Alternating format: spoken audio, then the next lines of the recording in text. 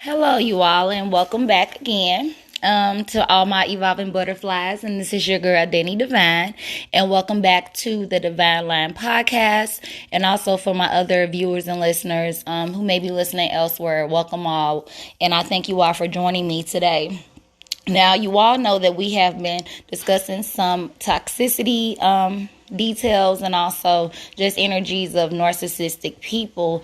And we're going to kind of continue and go furthermore into that. So this particular audio is going to be the identifiers or some narcissistic red flags. So these are probably some identifiers that kind of put your antlers up to kind of know what you're kind of dealing with or what you've came across or something that you might be questioning and you're just like, okay, damn, that energy is just kind of off. I kind of just want to figure out what is going on here. And you just maybe thinking to yourself, like, what is going on with this person? Or am I tripping? Or, what is it? So I'm here to answer those questions for you.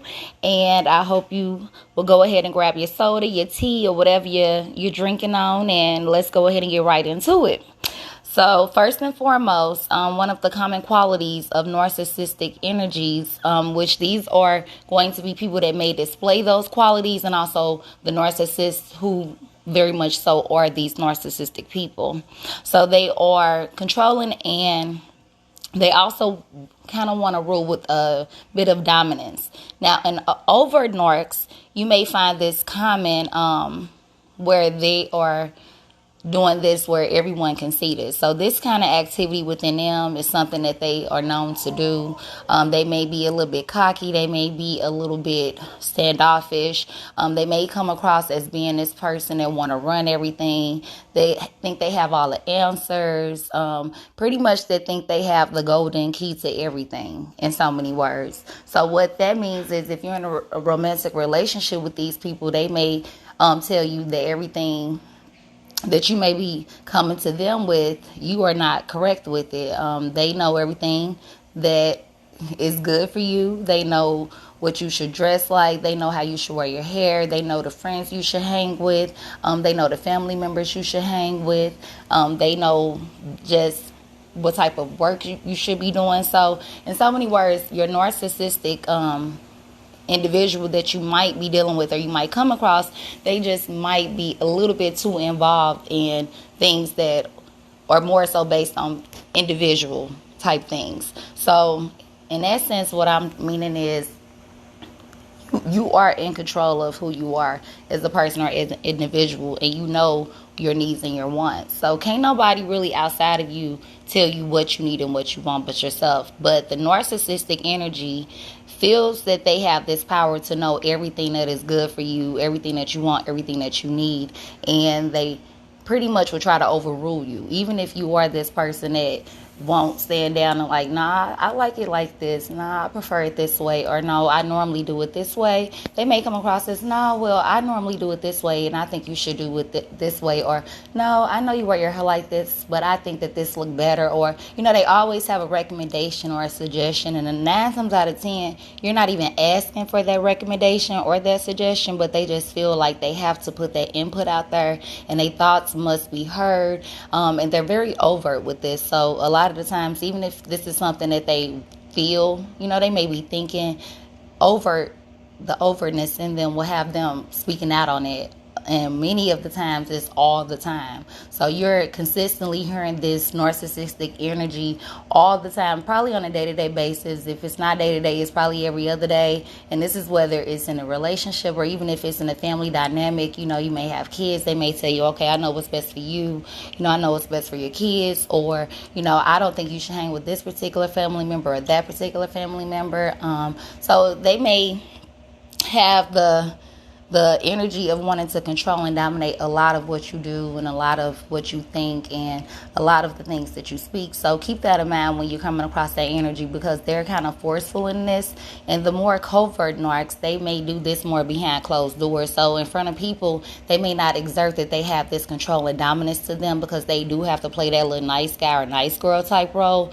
But behind closed doors, just know they got something for your ass. And they are definitely in your ear. And this is probably a nonstop situation for a lot of you that are in relationships with these types of people. So I do feel for you, and this is something that may be lowering your self-esteem. Maybe this is also maybe something that's causing you stress because you're reminiscing on the things that are being said to you. You're overthinking it, and it's probably something that is kind of dominating a lot of your inner world because it's something externally happening to you. And if it's consistently, then 9 times out of 10 it will have a psychological effect on you down the line, even if you're not seeing this up front and quick, because this is something that's breaking you down in little forms day by day.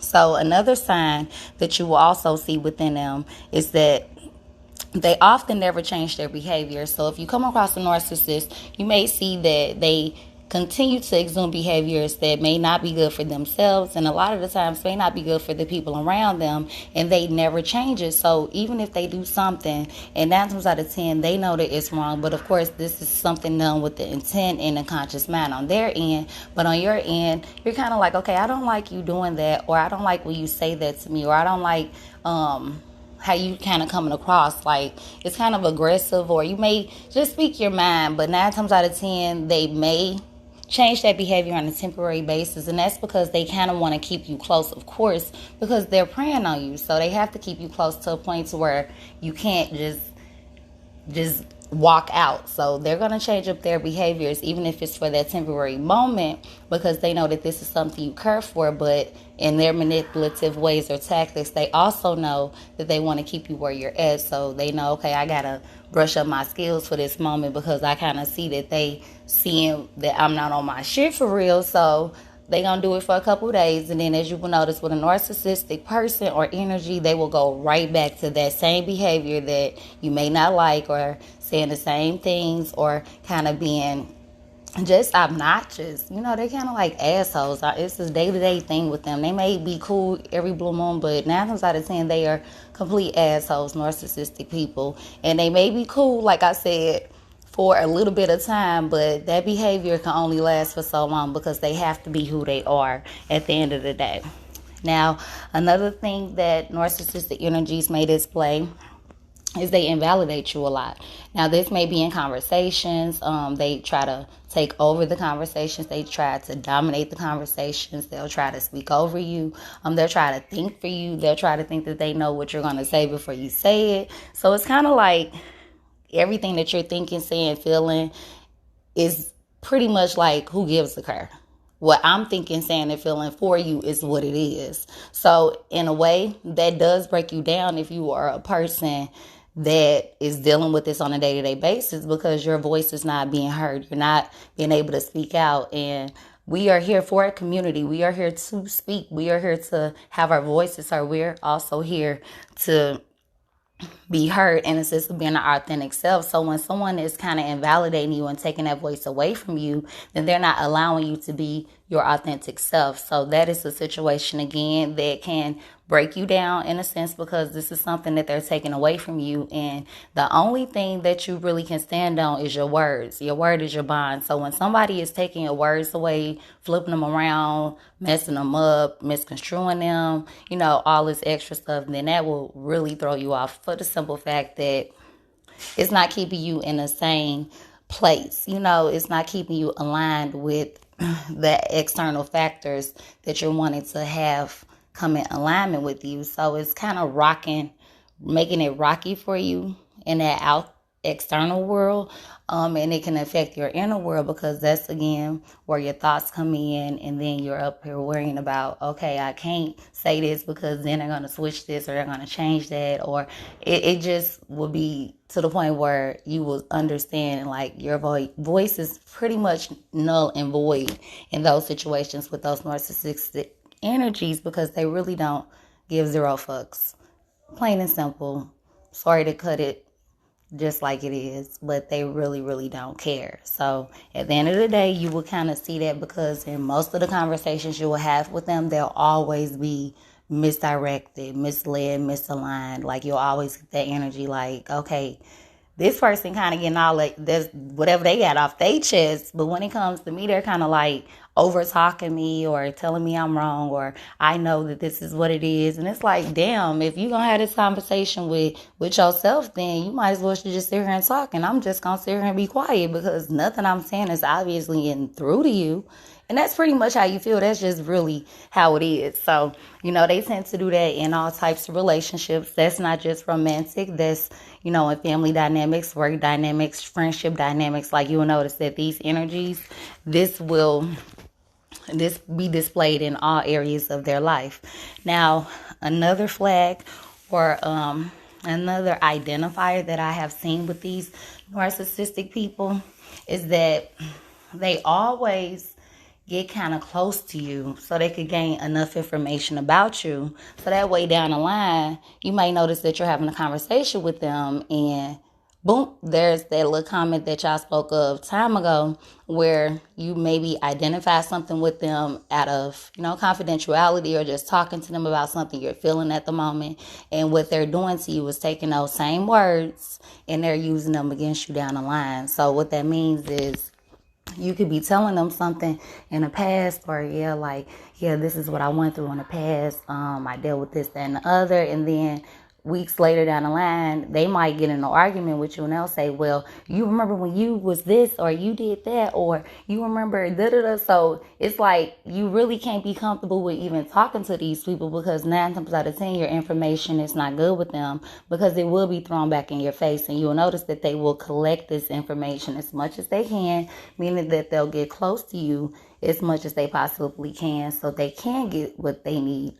So that way they can be able to have that one up against you in their mind, so that way they can use that as a control factor over you as well. So a lot of these people, if you're telling them things that are very personal, which I feel for you in those cases, those are the types of people that will use that same information and hold it against you. They may blackmail you. They may say, okay, well, if you don't do this, I'm going to do that, like things of that nature. But these people, again, they are there to break you down. That's a part of the tactics, and they got to come with ammunition. These are all types of ammunition that they use, but you also got to have your armor as well, so that way you can know how to stand up against this spiritual battle as well. But again, I thank you all for listening. And those are just a few narcissistic red flags to look out for. Now, there are a list of them.